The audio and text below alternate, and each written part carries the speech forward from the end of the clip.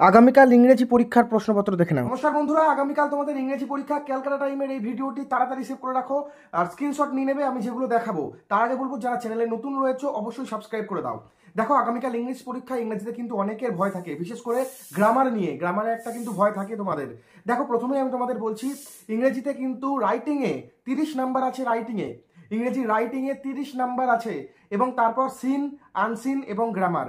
দেখো, আনসিন কিন্তু যেটাই দিক না কেন, তোমরা যদি আনসিনটা একবার দুবার রিডিং পড়ো প্যাসেজটা বা সেই সেন্টেন্সগুলো, তাহলে কিন্তু আনসিনের যে ট্রু ফলসগুলো থাকে বা আনসিনের যে প্রশ্নগুলো থাকে, তোমরা শুধু ওই লাইনটা যদি সার্চ করতে পারো এবং নিজের মতো বানিয়ে কিছু লিখতে পারো, তাহলেও কিন্তু তোমরা নাম্বার পাবে। আর সিন সিন দেখে যাবে তোমরা। তোমরা নিশ্চয়ই মুখস্থ করেছো কিছু কিছু গদ্য পদ্য থেকে, তো সেগুলো অবশ্যই তোমরা দেখে যাবে।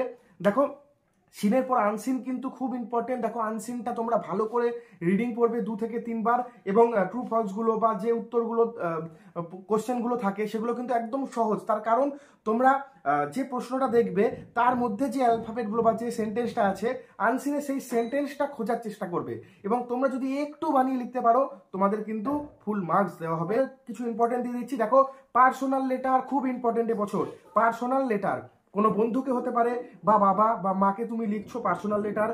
অ্যাপ্লিকেশন বা অফিসিয়াল লেটার। দেখো, অ্যাপ্লিকেশন লেটার বা অফিসিয়াল লেটার দুটোই এক টাইপের। যেমন এমএলএ কে কিছু লিখছো, চেয়ারম্যানকে লিখছো, বা হেডমাস্টার মশাইকে লিখছো, স্কুলের প্রধান শিক্ষককে কোনো অ্যাপ্লিকেশন করছো বা অফিসিয়াল। এটা খুব ইম্পর্টেন্ট দেখে যাবে। একটা নোটিশ দেখে যাবে।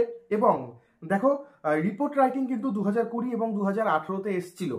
রিপোর্টটাও কিন্তু খুব ইম্পর্টেন্ট। আর বা অ্যাপ্লিকেশন লেটার বলো বা এডিটোরিয়াল লেটার বলো, এর একটা গদ থাকে বা একটা ধাঁচ থাকে, সেটা যদি তোমরা লিখে আসতে পারো পরীক্ষার হলে, তাহলেও কিন্তু তোমরা কিছু নাম্বার পাবে। গ্রামার অ্যান্ড ভোকাবুলারি দেখে নাও এবার। গ্রামার অ্যান্ড ভোকাবুলারির সাজেশন এখানে কিন্তু when I enter the house something dash smelling smells smelled. দেখো, উত্তরগুলো অ্যান্সার বলে নিচে দেওয়া আছে, স্মেলড হবে। এবং filling the blanks with appropriate article and preposition. My neighbourhood is dash very interesting place. A, my house is located dash an area in an area. তারপর change the voice. দেখো, the poor man cried heavy load. A heavy load was carried by the poor man. দেখো, সিম্পলের মধ্যেই যেগুলো আছে সেগুলোই আসবে তোমাদের। খুব বেশি কঠিন কিন্তু হয় না প্রশ্ন।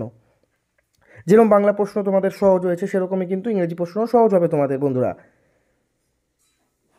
তোমরা একটু দেখে নাও, আমি তোমাদের গ্রামারটা দেখিয়ে দিচ্ছি। তো বন্ধুরা, প্রথমেই দেখে নাও ইংরেজির সাজেশান আগামীকালের জন্য সি ফিভার থেকে। প্রথমেই, why does the poet want to lead the life of a gypsy. Second, why was the wind compared to the knife.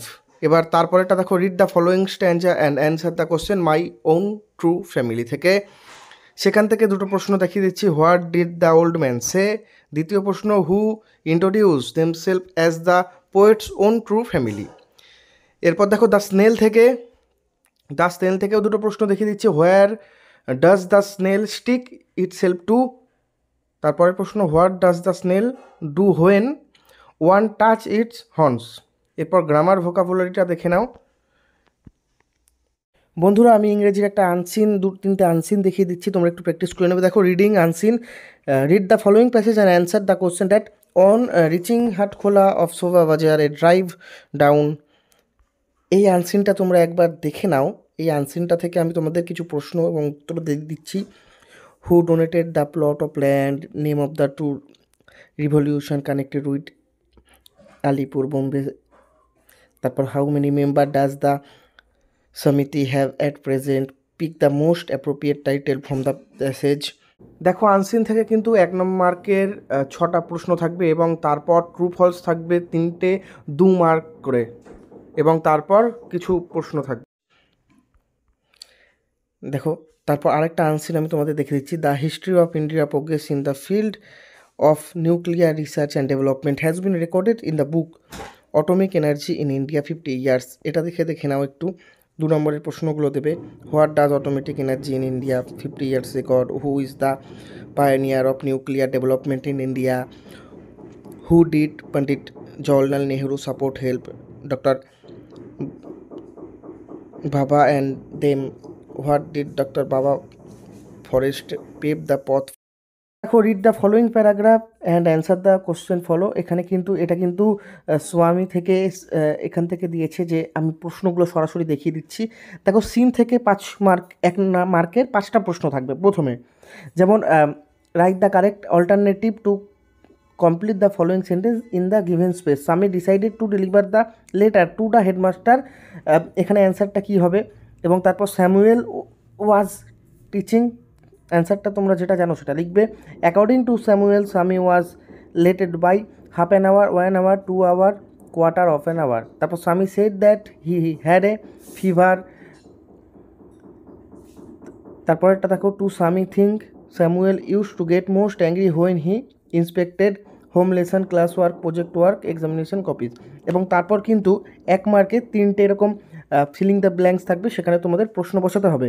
এবং তারপর 2 মার্কসের ট্রু ফলস থাকবে সিন থেকে, ঠিক আছে?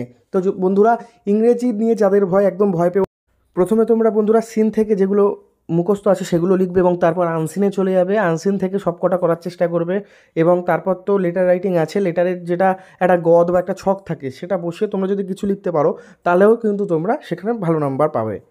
তো সবাইকে গুড লাক।